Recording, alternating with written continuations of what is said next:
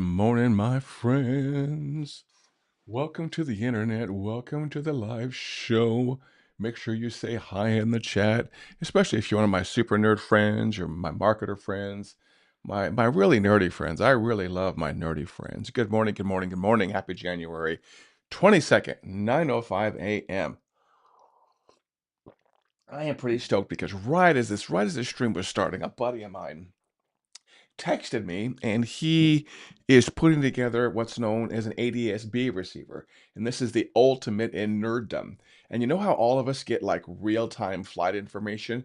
We get it from places like what my buddy's doing is we get real-time flight information from all over, especially the United States, because people like my buddy put these little receivers on the roof of their house and they feed that data to services, which then feed bigger services. So when like a 747 is flying 30,000 feet over my buddy's house and somebody in Illinois wants to track the flight because their family is flying from Florida to LA, that's how we get real-time data is these little ADS-B receivers. And I just kind of geeping out for a second, but a buddy of mine, John's, just buying the equipment to build one and put it on top of his house, and I will do the same eventually. Anyways, that has nothing at all to do with marketing. Thank you for tuning in to a live version of the Stop Doing Nothing show. Heck, all of them are live. Let's not kid ourselves. All of them are live, okay? What we are going to be talking about today, first of all, my name is Patrick Almond, and I run a company here in Oklahoma City called Stop Doing Nothing Media. I've been in business for a long, long time, and we handle every aspect of digital marketing for your business, especially kind of the high-end luxury things, which is what we focus on. And we're just very good at taking all the digital marketing and AI and marketing automation and CRM stuff you see out there on the internet and making it work for your business, making it so you don't have to worry about all the geeky techie stuff. You can just worry about the leads. We worry about all the behind the scenes stuff, getting the leads. Your job is to close the leads. So if you ever want to talk to somebody about that, let me know. I would love to talk to you. Today we're going to be talking about tricks marketers use. And it's kind of funny when I started making a list as my agenda, um, making a list for my agenda, how many I came up with. So I may have enough for 2 shows. I've got, enough easily for 30 minutes, probably some for 60 minutes. And also I want to qualify this in saying these are not bad tactics. These are not good tactics. These are just tactics that marketers use. And you don't see it a lot of times when you're not in the world of marketing. You'll see it, and sometimes people in the world of marketing don't even really get it until they've been in marketing for a while and they see the psychology. And some of these tips, and I'll just tell you which ones as we go through them, some of these tricks or tactics or schemes, whatever you want to call them, some of them are, completely innocent. They're just something to know in the back of your head. Some of these to me are also kind of, morally and ethically unacceptable. And I'll point out which ones those are also. And am I going to say that I have never used any of these in my life? No, I'm not going to say that because I have. I 100% have. And I've used them with clients and they've been effective. And I've seen them with other people that are doing, better than me, worse than me in the world of digital marketing their clients. And it's they're not, like I said, they're not inherently bad or good. They're just things that marketers do every day that when I see, I wince a little bit. And I thought I'd share those with you so as a consumer what to look for and what to kind of, what should prickle up the hairs on the back of your neck, or as a marketer, possibly what you should maybe add into the mix. Okay? I call them tricks. When I say tricks, I'm not necessarily talking about bad tricks. I'm just talking about things I see marketers do that just really bother me, bother other people. And when people come to me and they say, Patrick, we want to hire you and we want to do this really cool thing. I'm like, let's not dip our toe in the water of questionable marketing tactics. Let's cut our well within the lines. Okay. And this is especially true in the world of automation and AI because one of the best advantages you can have right now on January 21st at 9 o'clock Central is to be authentic. Every single day, those people that are authentic are the ones that are going in. I'm not going to twist my arm patting myself on the back, but one of the reasons I do these live streams is number one, to create content for myself, but also to real time react to either an agenda I've made or to a question that comes into the chat. I want to be authentic and I want to real time react to these. So that's why I do content, is just a way for me to be a little bit more transparent and authentic when it comes to talking about marketing. One time many, many years ago, I was at an NSA conference, National Speaker Association conference, and he may not remember it. If someone knows Corey Perlman, can someone please tag him? Corey Perlman's a friend of mine, a fellow nerd. I was at a bar. I remember the bar was kind of semicircular, and there was a Brit there with us who was visiting from the UK. And the way Corey introduced me to the gentleman, I can't even think of his name right now. He said, "This is Patrick. He works in digital marketing like we do, and he's a contrarian." And at the time, I was taken back a little bit when someone called me a contrarian. And then Corey said, "No, no, no, Patrick, that's a good thing. It's like you question the work all of us do and all the other marketers do to just kind of, not expose, call them out." He said, "It's kind of funny. So keep being a contrarian." So if you're someone like that who's ever called a contrarian or a pain in the ass or things like that, that could possibly be a good thing. And again, if these marketing tactics work for you, by all means, keep using them. I hate to tell someone how to run their own game, but if you're thinking about marketing ideas and these are kind of in your window of consideration, please, I'm going to say, back off doing them. Okay, the first one, the one that really bothers me, and I don't know why, I know exactly why this one bothers me, is when you see a marketer kind of lauding their credentials. Okay, and I've done this and I've done this, and I've been seen on, and they stamp it all over their social media pics, as seen on Washington Post, New York Times, ABC, CBS, NBC, Fox. The ones that you can tell are really full of BS are the ones that just, again, on every logo, they're like, "I seen on, I seen on, seen on." And then when they post it, all their friends are like, "Oh, congratulations, congratulations, congratulations." That as seen on from somebody who's actually been on TV dozens and dozens and dozens of times. If you ever see anybody say "as seen on," you should definitely squint your eyes and say, that sounds like BS. You know why? Because what they are saying is people that get this "as seen on" stuff, there's a service out there that will sell you this feature, if you will, or these media logos for $99. And this is how they do it. Of course, any of us can grab those logos and stamp it all over our stuff. That's no big deal. What they do is they pay companies like PR Web, where you can put out press releases. Here's exactly how you do that if you want to be as seen on. This is exactly what they're doing. I've researched it. I know 100% what they're doing. You go to PR Web or one of these many other services that say, "Hey, I will write a press release for you for $99 and it will get syndicated all these places." And you can then say you've been seen on CBS, Fox, NBC, whatever. What really happens in reality is, number one, these people are never on TV, never ever on TV. And what happens is when you put out a press release to one of these press release services, all it does is syndicate it to a bunch of other news sites automatically. So let's say you go to PR Web and you put out a press release that you're doing a speaking engagement or you're releasing a new product. You go to PR Web, you pay $99, you say syndicate, boop. Once your credit card's approved, your press release gets released out to all of these small end affiliates. So it's not going to the homepage of CNN or going to the homepage of NBC. No, what's happening is there's a news website for some bass-ackwards frozen town in Antarctica that's an NBC affiliate for Antarctica that will syndicate everything that comes out of PR Web. And so buried deep on these obscure affiliates are these syndicated stories. And so it's very possible for you to publish a PR Web article for $99 and end up deep, deep, deep in some syndicated website's back end. And you can actually go there and say, "Oh, look, there's Patrick's press release. He was as seen on this bizarre NBC affiliate in Anadarko, Arkansas, or Anadarko, Oklahoma." That to me doesn't mean you were actually seen on a TV station. And again, I know this firsthand. That may be why this one irritates me, because I've actually gone to a TV station, gotten wired up for microphones and the IFB, and been on a camera. I've done it live. I've done it recorded. I've done it many times. There are times where I did it. There's times where I've done it multiple times in a day. My busiest day was, I think, 3 or 4 times in a day.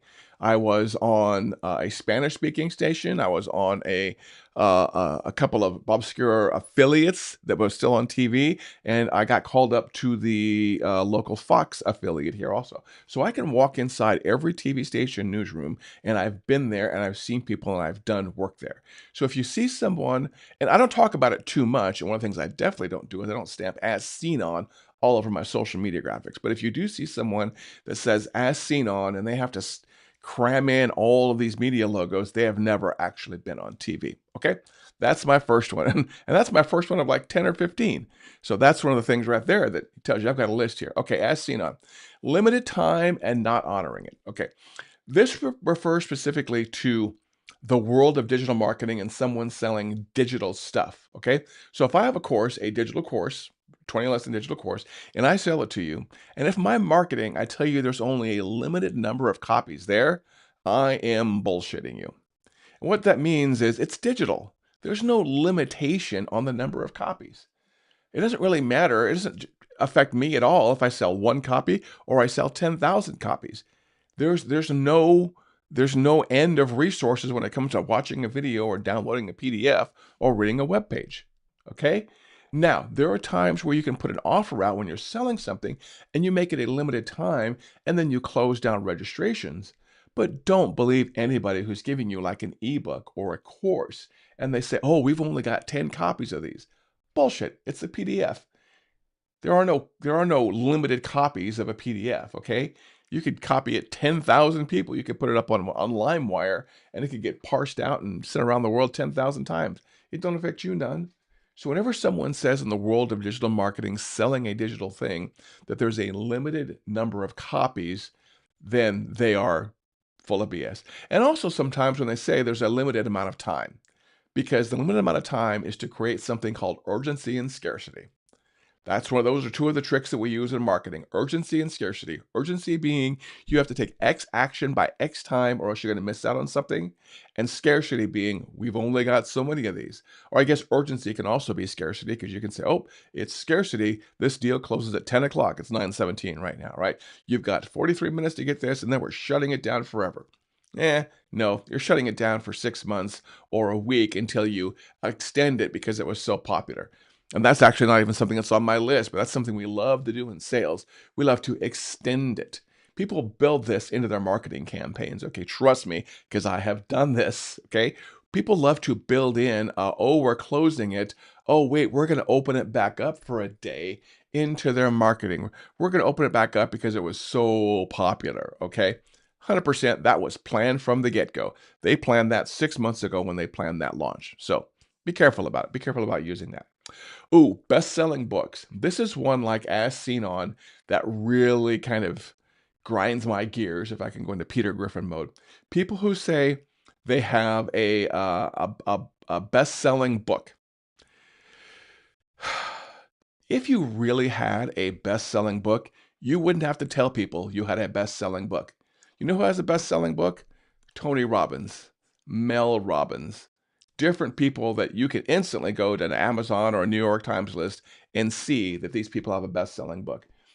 If you go to someone's Facebook page and they are bragging, whether the As Seen On, which I talked about before, or they have a best-selling book, they are shoveling some serious crap. How do you get but how do they do that, Patrick? Tell me, Patrick, how do people claim they have a best-selling book? You play the Amazon category game. And again, there are people out there that will sell this to you.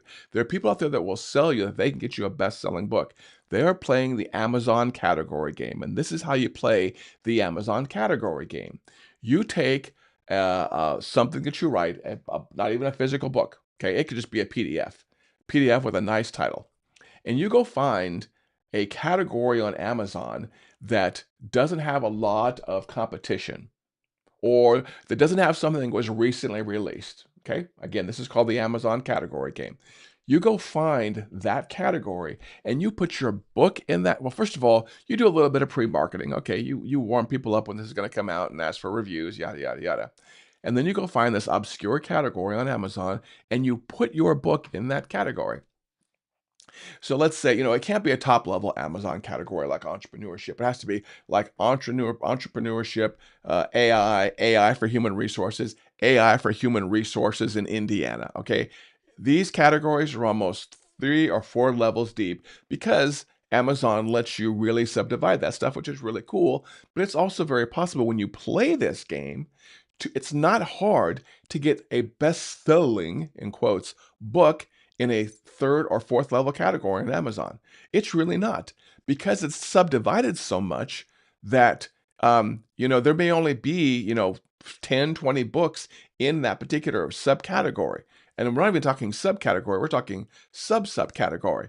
So it's not hard at all for me to crank out a PDF using AI, slap a pretty cover on it using Canva, and put it in Entrepreneur Slip, Business, Business Tactics Indiana category. It's not hard for me to put in that category, push some people to there. All people have to do, you know what gets someone a best-selling category in that category? If they sell 10 copies or 20 copies. Okay? That's all it's needed to get it in that category. So then what they do is they go to that category and they grab the best-selling book title, okay, because it's their book, their title, and sometimes they'll leave off the subcategory, or sometimes they'll just say, oh, they'll brag on Facebook and say, oh, it's so awesome. My book just reached best-selling category. I'm so honored and privileged. Lady, please, you are not honored and privileged. You planned that from the get-go. And by best-selling, it wasn't best-selling in any industry recognized list. It was just best-selling in some subcategory, okay? So be careful of people that say that they have the best-selling book of anything, okay? Let me see what else really gets my goat. Let me see. Oh, overstating value. This is one that really bothers me, and we see this a lot in ad copy.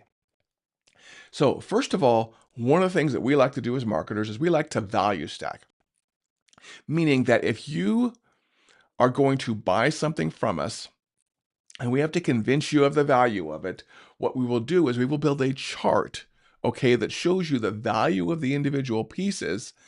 2 hours with Patrick, $9.97.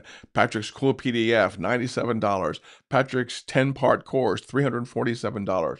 We build this thing called a value stack, okay?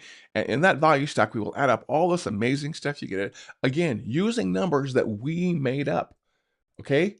Using numbers that we made up. So I make up the value stack, and at the bottom of the value stack, when I've added up my 5 or 10 amazing things you're going to get, the value at the bottom may be some big giant number, like 1997 or $5,000 or $10,000. But cross that number out, and you're getting it for $17 or $27 or $37 today. Okay? That's one thing that really bugs me is overstating value and giving it away for free. If you're selling something that's valued at $997 and you're giving it away for $7, a couple of things are going on probably. One, you've severely overstated the value of that and no one's ever paid you $9.97 for it, okay? That's just a value you made up to make yourself feel good and to make the buyer feel good also, okay? Nobody sells something really worth $997 for $7. Nobody does that. If something was really worth $997, I'd be selling the damn thing for $997 or more. So be careful when you look at people's marketing when they use the value stack or they state that something is massively more valuable than what you're paying for it. And again, the extreme examples I've seen are like you getting something that's normally $2,000, you get it for $7 or $17. No, what you're doing is you're being fed into the low end part of someone's long-term nurture sequence so you can eventually buy higher end coaching and things like that. Okay. So that's something that really gets my goat right there is overstating value. Again, if something's worth thousands and thousands of dollars and you could sell it for thousands and thousands of dollars, you'd be selling it for thousands and thousands of dollars. Okay. One that I saw this morning that I've already kind of been debating on is false premises. This is another marketing tactic that I see lots of people use that you need to be aware of. And by false premises, they start to tell you a story in their advertising or on social media someplace that everybody believes or all these people believe. Okay? It may say that something like all roofers believe that you have to do this, this, and this to do this, but you don't because I will show you how to do it for free or for really cheap. Okay? That premise, I question the premise. So much of our world in marketing and in politics and in everything would be better if we just questioned the premise. So somebody the premise is a fact, and let's loosely call it a fact. A premise is a statement that somebody will make that's not necessarily true, but they have to get you to believe that in order to sell you something down the line. And so the one I saw this morning was, I can't remember what Facebook group it was in. It was someone saying like all email marketers believe that you have to do yada yada yada. And I'm like, wait, no, all email marketers don't believe that because I don't believe that. And I know plenty of other email marketers that don't believe that. So everything else after the premise is, kind of built on a loose foundation, if you will. Okay, like San Francisco, built on a loose foundation, and you should 100% be questioning that. I do that all the time. And again, I get called a contrarian for this stuff, but sometimes just reject the premise of something when you're looking at someone's long form copywriting. Okay, that's one that really bothers me. Well, recently, I got into a discussion about TED Talks. That's probably the last one I'll touch on today. And I want you to understand how TED Talk works and the organization of TED and the difference between TED and TEDx Talk. So I will see people say this, and again, better take my sip of coffee so I don't lose my shit. Every now and then I will see somebody, a friend of mine, that says, "Ooh, I got on the TED stage, I had a TED Talk." Okay. I wish I knew somebody who had a TED Talk. I don't know anybody, and you probably don't know anybody personally that has ever had a TED Talk, okay? But I will see people show themselves on stage with the big TED logo, creatively cropped, and I'll show you why. They will 100% say, "Oh, one of my credentials is I've been on the TED stage," okay? TED is one event that I believe is held in Southern California. I'm not quite sure how often it's held, but to appear on a TED stage, you have to be recommended and nationally, if not internationally known. Okay. By the time someone appears on a TED stage, they're probably at the top of their industry, or they've made some amazing discovery, or done some amazing presentation, or written a great book, and the world already knows about them. Okay. You can't nominate yourself or submit. I guess you can. Technically, you can submit anything you want. But getting on a TED stage is not something that's easy to do. And the main way you get on there is by somebody else nominating you. And TED events, it's very important to understand this. TED events are different than TEDx events. So long time ago, when TED was at the peak of its popularity, they came out with this concept of a TEDx event. And a TEDx event that anybody like me here in Oklahoma City, and this matters, I can get a license to do a TEDx, to do a TED-like event, but it's not a TED event, it's a TEDx event. So I can buy TEDxOKC.com, which I have that domain, or TEDx Dallas or TEDx Ohio, and I can put on a small local event. And to get in that small local event, I just have to put up like a quick application form, kind of for my own small committee, or do it on my own as to who shows up and appears there, and then do the whole thing where I have AV and get the stuff recorded and things like that. Okay, that's a TEDx event. TEDx events are not very hard to get into. Every major city in this country, the United States, which is where I'm from, has a TEDx event. Okay, there's TEDx Dallas, there's TEDx California, there's it's not hard to find. And if you want to see, if you're interested in this, attending a TEDx event, you can go to the TED website, and on there they will have a directory of all the different TEDx events. And TEDx events are not just for localities. Okay, so not just state-based. There's like TEDx Women, there's TEDx Kids, there's TEDx like USC. So there's TEDx's based around a particular university, or there might even be like a TEDx IBM, which is for IBM employees. Okay, so getting a license to put on a TEDx event is free. I think you have to go to some training to make sure you kind of stays within the rules of TED, but TEDx licenses are free. I was involved for a while here with the TEDx OKC events. And interestingly enough, the other day, complete sidebar, the domain TEDx OKC freed up and I bought it. So I may get involved back in that. But I gave somebody advice online recently that getting on a TED stage is really hard. And it's even if you have like a great story, if you went through a divorce, and you're broke and you're homeless in your car, I'm sorry.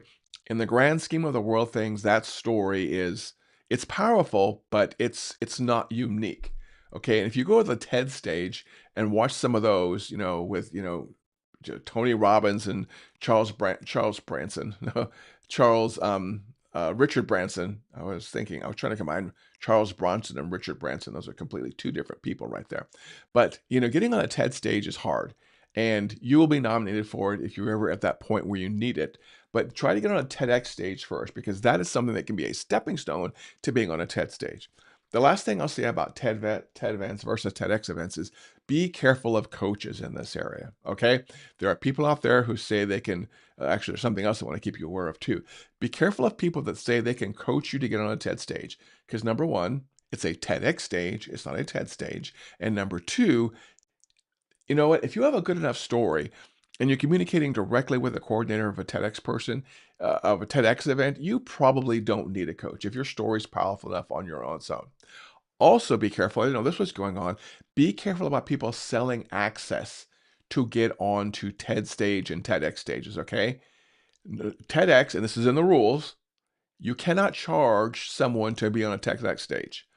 The speakers can't charge, and you can't charge, I believe, for the event. Okay, it should be 100% free. So if someone says they can get you on a TEDx stage for $1,000, they are selling a license illegally, and it's right there on the TED stage in the rules of putting on a TEDx event. You can't charge speakers and you can't charge attendees. Okay, so again, if someone tries to sell you that stuff, they're full of crap. So as a quick recap, be careful about TEDx events versus TED events. False premises is something that you should reject a lot of times. Overstating value. If someone's selling something for $17, they claim it's worth $1,000. It wasn't worth $1,000. Best-selling books. Be careful of people playing the Amazon category dance and the as seen on TV things. And again, that as seen on one really irks me a little bit, because I've been on TV not once, not a dozen times, several dozen times, and I've got it's all over my YouTube channel if you want to see it there. Speaking of YouTube, if this has been useful for you, make sure you go find the YouTube channel, which is just youtube.com/Patrick Almond, and subscribe and turn on the notifications for that little bell. If you're more of an audio person, you can find us on every major podcast platform. And if you can't find us, let me know. But I know we're on Spotify. I know we're on the something radiofm.com. I know we're on iTunes and Apple Podcasts. But I think when I publish this content as a podcast, it gets syndicated like 10, 15 places. So if you're not, check to see if you can find the Stop Doing Nothing show on your favorite podcast platform. And if you can't find it, let me know and I will make sure it gets on there. Hopefully this has been useful. Now that you know all these cool marketing tactics and trick things, you can go out there and be more aware. Have a great, great day, and we will talk to you soon. Take care.